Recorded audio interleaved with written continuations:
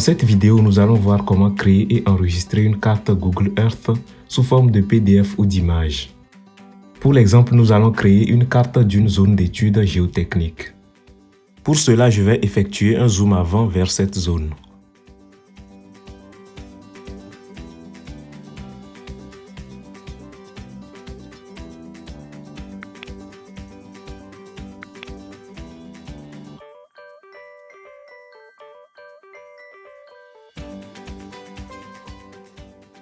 Voici la zone de l'étude. C'est la partie que vous voyez en vert un peu plus clair.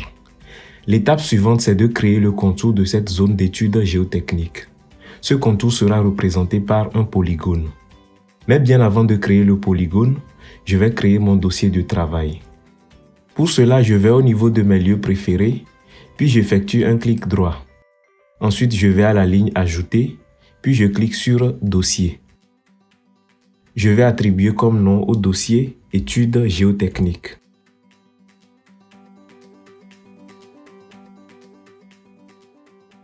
Je clique ensuite sur OK. Voilà mon dossier de travail. Maintenant, pour créer le polygone, je sélectionne le dossier Études géotechniques et j'ai deux options. La première option, c'est d'effectuer un clic droit sur mon dossier de travail, aller à la ligne Ajouter, puis cliquer sur Polygone. La deuxième option, c'est de toujours sélectionner mon dossier de travail, puis aller au-dessus de l'image satellite, puis cliquer sur le bouton Ajouter un polygone. Je vais ensuite attribuer comme nom au polygone Zone d'étude. Je vais ensuite à l'onglet Style couleur, puis je vais changer la couleur des lignes du polygone. J'effectue un clic dessus. Et ici, je vais sélectionner la couleur jaune. Je clique sur OK. Concernant la largeur, je vais la modifier à 7. Je conserve l'opacité à 100%. Maintenant, pour la couleur de la zone, je vais toujours prendre la couleur jaune. Mais cette fois, je vais modifier l'opacité. Je vais la réduire à 30%. Maintenant, pour dessiner le polygone, je maintiens la fenêtre Nouveau polygone ouverte. Puis je vais commencer par effectuer des clics gauche. Donc j'effectue le premier clic gauche, deuxième clic gauche, troisième clic gauche, puis quatrième clic gauche. Si vous faites des erreurs, effectuez des clics droits pour annuler les points entrés. Ici, je vais reprendre la construction, je remets mon troisième point et mon quatrième point. Donc voilà ma zone d'étude délimitée. Je valide le polygone en cliquant sur le bouton OK. Une fois le contour de la zone créé, il faut placer les différents points de sondage. Dans cet exemple, je vais supposer que la campagne d'études géotechniques comporte les types de sondage suivants. 3 puits de reconnaissance numérotés P1 à P3, 2 points de sondage au pressiomètre numérotés SP1 et SP2 et 6 points de sondage au pénétromètre numérotés DP1 à DP6. Ces différents points de sondage seront représentés par des repères. Je vais alors commencer par les puits de reconnaissance. Et ici, pour créer les repères, j'ai aussi deux options. La première option, c'est d'effectuer un clic droit sur mon dossier de travail, aller à la ligne Ajouter, puis cliquer sur Repères.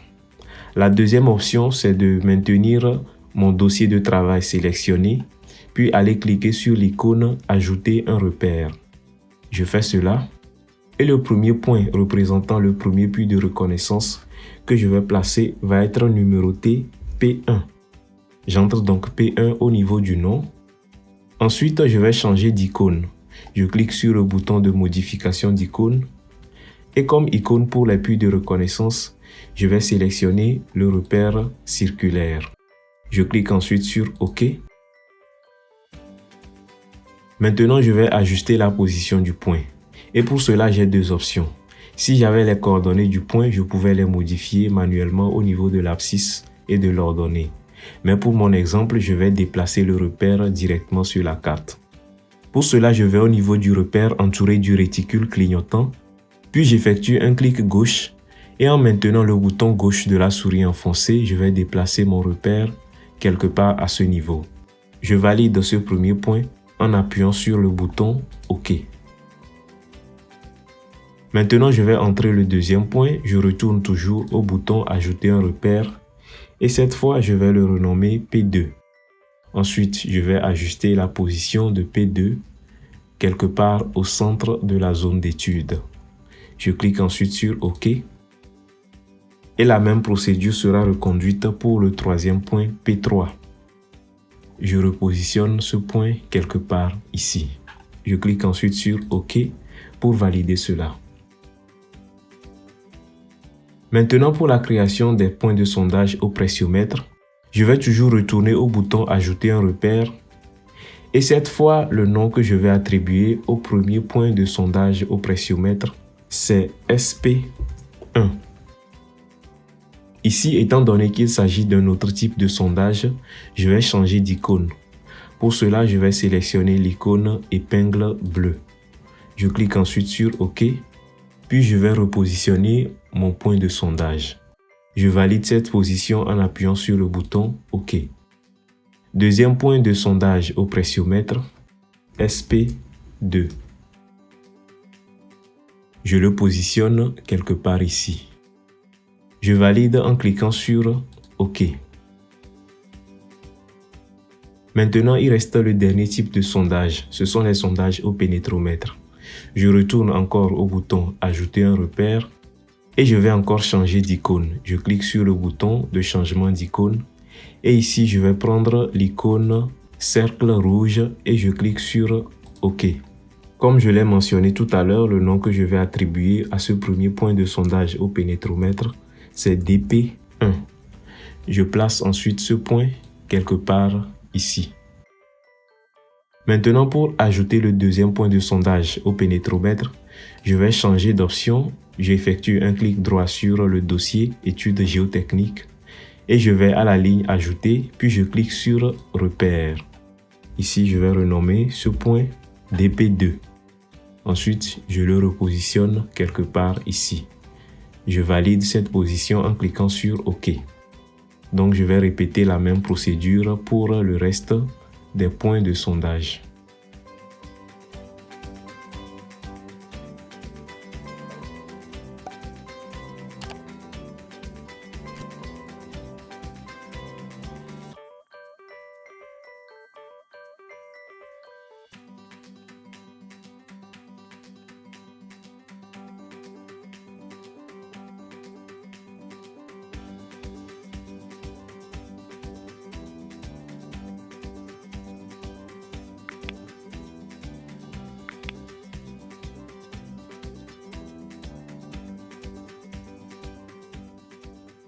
Je viens ainsi d'achever la création de ma carte de localisation de points de sondage géotechnique.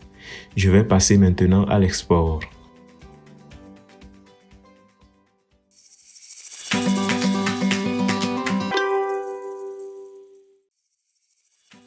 Pour exporter la carte au format PDF, j'ai trois options. La première option, c'est d'aller au-dessus de l'image satellite, puis cliquer sur le bouton « Imprimer ». La deuxième option, c'est d'aller au niveau du menu Fichier, puis cliquer sur la ligne Imprimer. Et la troisième option, comme vous pouvez le deviner, c'est d'utiliser la combinaison de touches CTRL-P. Pour cet exemple, je vais cliquer sur la ligne Imprimer. Et là, vous voyez qu'on passe en mode d'impression. Je vais ensuite modifier les différents éléments de ma carte. Je vais commencer par le titre. Et ici, je vais attribuer comme nom « Carte de localisation des points de sondage géotechniques ».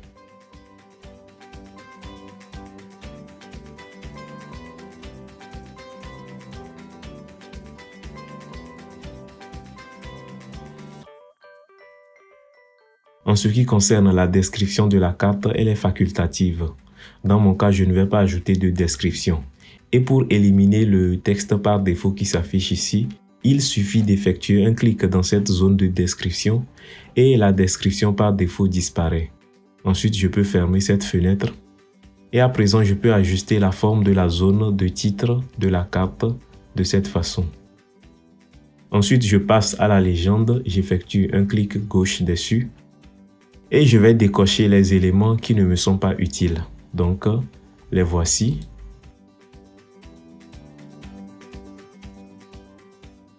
Maintenant, il va falloir modifier le titre des différents éléments que j'ai placés. Donc, je vais commencer par élément 1.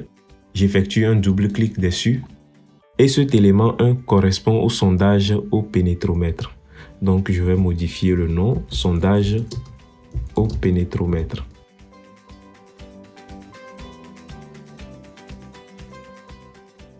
Le deuxième élément concerne les puits de reconnaissance. J'effectue un double clic dessus, puis je vais renommer cela puits de reconnaissance.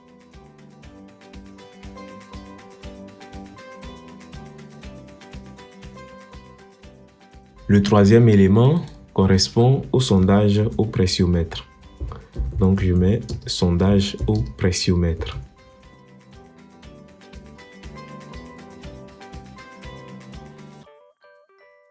Et pour ce qui concerne la zone d'étude, vous voyez que le nom que j'ai attribué au polygone est automatiquement affecté au niveau de la légende. Une fois toutes les modifications de la légende terminées, je clique sur la croix pour fermer cette petite fenêtre. Maintenant, avant de lancer l'enregistrement du fichier PDF, vous avez la possibilité de repositionner votre carte.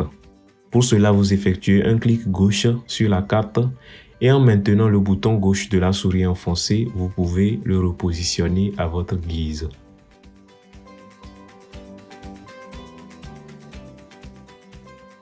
Il y a également une option que je voudrais vous montrer. Vous allez au niveau du bouton option de la carte situé au-dessus ici, puis vous cliquez dessus. L'élément important, c'est la mise à l'échelle du texte. Vous voyez qu'ici, la mise à l'échelle est à 100%. Je peux modifier cela et mettre par exemple 50%. Et là, vous allez voir que la taille du texte est réduite. Maintenant, pour revenir à la taille initiale, je remets 100%. Puis je vais effectuer un clic gauche quelque part ici. Et pour enfin lancer l'enregistrement du fichier PDF, vous cliquez sur le bouton « Enregistrer le fichier PDF ».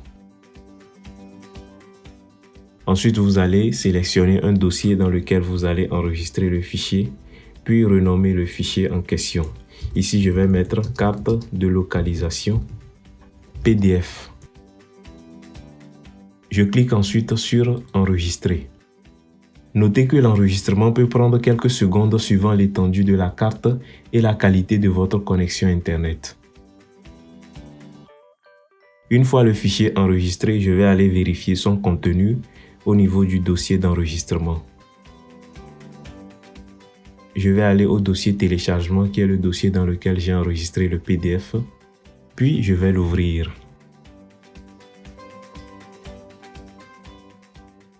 Et là, vous voyez que la carte a bien été créée dans ce fichier PDF. Je reviens à Google Earth. Maintenant que nous avons vu comment enregistrer la carte sous forme de PDF, nous allons voir comment l'enregistrer directement sous forme d'image. Pour cela, je vais d'abord quitter le mode d'impression en cliquant sur la croix située à ce niveau.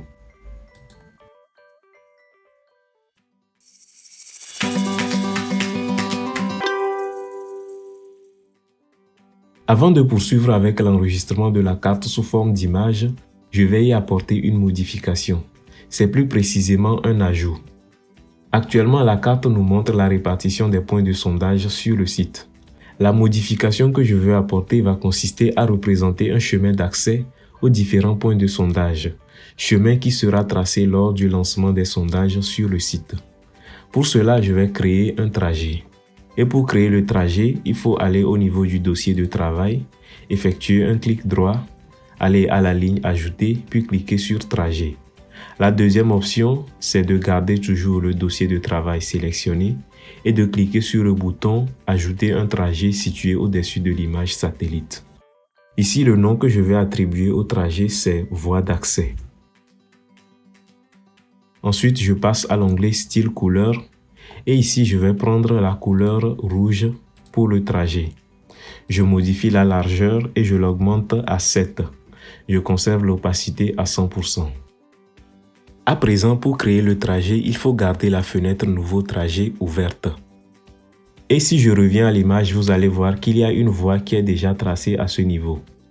Si je suppose que l'équipe géotechnique qui travaillera sur le site va arriver à partir du nord, je peux commencer par tracer ma voie d'accès à partir de quelque part ici. Donc j'effectue un clic gauche et ainsi de suite. Si vous faites des erreurs, effectuez des clics droits pour annuler les points entrés de cette façon. Ici, je vais reprendre la construction de mon trajet avec des clics gauche.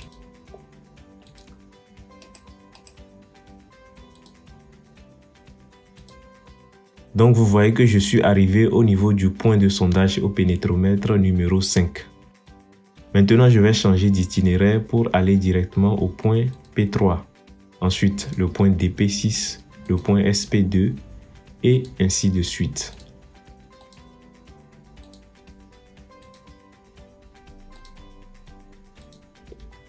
Une fois la construction du trajet terminée, je clique sur le bouton OK. Vous voyez directement l'élément voie d'accès qui est ajouté au dossier de travail. À présent, je peux enregistrer cette carte sous forme d'image cette fois. Et pour enregistrer les cartes sous forme d'image sur Google Earth, vous avez toujours 3 méthodes. La première méthode, c'est de cliquer directement sur le bouton « Enregistrer l'image » situé au-dessus de l'image satellite. La deuxième option, c'est d'aller au menu « Fichier », ensuite aller à la ligne « Enregistrer », puis cliquer sur « Enregistrer l'image ». Et la troisième option, comme vous l'aurez deviné, c'est d'utiliser la combinaison de touches CTRL-ALT-S. Ici, je vais cliquer sur la ligne « Enregistrer l'image ». Ici, vous allez remarquer que la voie d'accès ou le trajet que j'ai créé n'est pas ajouté à la légende. Pour cela, vous allez au niveau de la légende, vous effectuez un clic gauche. Et pour maintenant actualiser cette légende, vous allez cliquer sur la ligne « Actualiser en fonction de l'affichage » située au bas de la fenêtre. Vous cliquez dessus et là, vous voyez que les éléments sont actualisés. La voie d'accès est ajoutée automatiquement. Mais l'inconvénient ici, c'est qu'il va falloir que je renomme certains éléments, notamment les éléments 1, 2 et 3, qui correspondent respectivement au point de sondage au pénétromètre, au puits de reconnaissance et au point de sondage au pressiomètre. Donc, je vais renommer ces éléments en effectuant des double-clics sur chacun d'eux.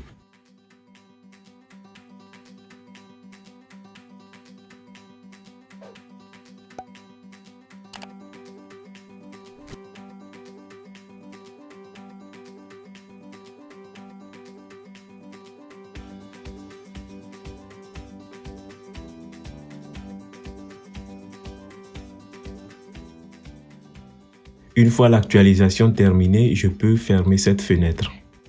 Avant de lancer l'enregistrement de l'image, je retourne toujours aux options de la carte et vous allez voir que la mise à l'échelle est toujours à 100%. Mais visuellement, on se rend compte que le texte est plus petit. C'est dû à la résolution de l'image. Ici, je vais par exemple changer d'échelle et passer à 130%. Et là, vous voyez que j'ai un texte beaucoup plus agrandi. Maintenant, en ce qui concerne la résolution, je vous conseille de laisser celle qui est affichée par défaut. Et pour enregistrer enfin l'image, je clique sur le bouton « Enregistrer l'image ». Je vais attribuer comme nom « Carte de localisation image ». Ensuite, vous avez différents types de formats qui sont proposés pour l'image. Il y a le format JPEG et le format PNG. Je préfère personnellement le format PNG. Je clique ensuite sur « Enregistrer ». Et l'enregistrement se fait instantanément. Je retourne au dossier d'enregistrement pour vérifier l'effectivité de cette action. Là, vous voyez le fichier image qui a bien été créé. Je peux l'ouvrir. Je ferme cette fenêtre, puis je reviens à Google Earth.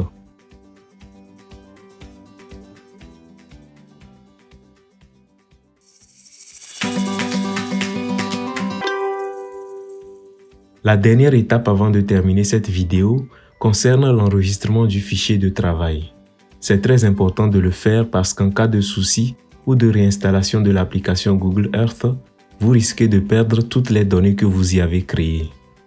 En dehors de la sauvegarde, le fichier de travail créé peut être partagé avec d'autres personnes ou être utilisé sur d'autres logiciels de gestion d'informations géographiques tels que QGIS, ArcGIS ou Global Mapper. Pour enregistrer mon travail actuel, j'effectue un clic droit sur le dossier de travail, puis je clique sur « Enregistrer le lieu sous ». Je vais enregistrer le fichier dans le même dossier que le PDF et l'image. Google Earth nous propose deux formats, le format KML et le format KMZ. Alors, quelle est la différence entre ces deux formats? Sans rentrer dans les détails, retenez juste qu'un fichier KML est un fichier texte qui contient du code XML et un fichier KMZ est une version zippée, c'est-à-dire une version compressée de fichiers KML et qui peut aussi contenir d'autres types de données telles que des images. Ensuite, en termes de taille, les fichiers KMZ sont beaucoup plus légers que les fichiers KML, parce que comme je viens de le mentionner, les KMZ sont des versions compressées de KML. Mais les KML offrent aussi un avantage et cet avantage c'est qu'on peut accéder facilement à leur code pour y apporter des modifications. Pour vous montrer tout cela, je vais créer les deux formats de fichiers. Donc je vais commencer par le format KMZ. Je clique sur le bouton Enregistrer. Ensuite, je refais la même opération, clic droit, Enregistrer le lieu sous. Et cette fois, je vais prendre le format KML. Je clique sur Enregistrer. Je retourne au dossier d'enregistrement et vous voyez les deux fichiers que je viens de créer. Vous avez les formats qui sont affichés ici, KML et KMZ. Comme je viens de le dire précédemment, le format KMZ est une version compressée du format KML. Donc vous allez remarquer directement les tailles. Ici au niveau du KMZ, nous avons 2 kilooctets et au niveau du KML, nous avons 12 kilooctets. Maintenant, je reviens au fichier KML. Comme je l'avais mentionné, le format ou le fichier KML est en fait un fichier texte qui contient du code XML. Donc je peux ouvrir ce fichier avec le bloc-notes. Pour cela, j'effectue un clic droit dessus, puis je vais à la ligne Ouvrir avec. Ici, je vais choisir une autre application et je vais prendre l'application bloc-notes qui est nommée ici Notepad. Ensuite, je clique sur une seule fois.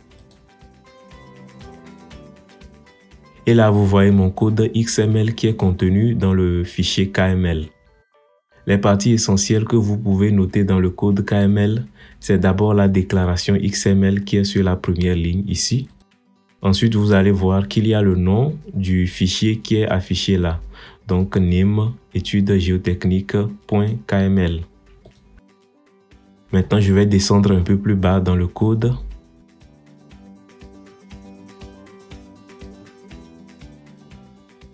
Et vous voyez le dossier que j'ai créé et qui est mentionné par la ligne folder ici. Et le nom de ce dossier, c'était études géotechniques. Ensuite, vous avez les place marks. Donc, le premier place mark, c'est la zone d'étude que j'avais créée, qui est en fait un polygone, comme vous pouvez le voir ici. Et vous allez voir dans le détail du code de ce polygone, vous avez outer boundary is, c'est-à-dire la limite extérieure du polygone, qui est en fait un anneau linéaire, donc ici linear ring, et dont les coordonnées sont alignées ici. Vous pouvez remarquer les coordonnées du premier point. Donc vous avez là l'abscisse X qui est la longitude, ensuite l'ordonnée Y qui est la latitude et la côte Z qui est à 0. Et ainsi de suite, vous avez les autres points. Donc ce sont ces différents points-là qui constituent les sommets de mon polygone. Ensuite, vous avez un nouveau place mark qui est déclaré ici. Et cette fois, il s'agit de points. Donc le nom du premier point que j'avais créé et qui est P1, vous avez sa longitude, sa latitude et l'altitude.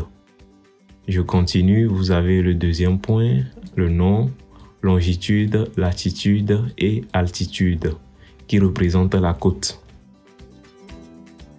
Je descends encore un peu plus bas. Ici, vous allez remarquer qu'il y a les points de sondage au pénétromètre qui était nommé DP. Donc ici, vous avez le point de sondage DP2. Vous avez sa longitude, sa latitude et son altitude. Je descends encore un peu plus bas et vous allez voir le dernier place mark qui est déclaré ici. et qui est en fait le trajet que j'avais créé, la voie d'accès. Donc le nom de ce placemark, c'est voie d'accès qui est affiché ici et qui est en fait une chaîne de points. Donc vous avez line string qui est déclaré et les coordonnées des sommets de ce trajet qui sont alignés à ce niveau. Donc vous avez le premier point, le deuxième, le troisième, etc.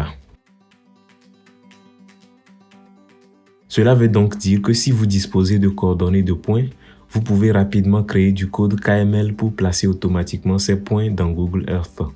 Mais ici, il faut noter que ces coordonnées-là sont en degrés décimaux. De la même façon, si vous avez les coordonnées des points de sommet de trajet ou de polygone, vous pouvez également créer le code KML en fonction de cela. Il suffit juste de prendre les bonnes déclarations en fonction de l'entité que vous voulez créer. Et cette entité géographique peut donc être un point, une ligne ou un polygone. Maintenant, je vais retourner au fichier KMZ et vous allez voir automatiquement la différence. J'effectue un clic droit et je vais aller à la ligne ouvrir avec. Je prends encore le bloc-notes, je fais une seule fois. Et là, vous voyez automatiquement le contenu du fichier KMZ qui est affiché. Et cela se passe de commentaires.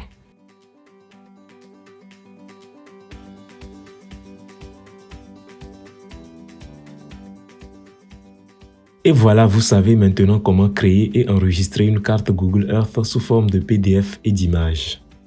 Vous avez appris également à sauvegarder vos données géospatiales au format KML et KMZ en étant bien conscient des différences entre ces deux formats. Si vous souhaitez approfondir vos connaissances sur les systèmes d'information géographique, abonnez-vous. Sur ce, gardez votre singularité et restez créatif.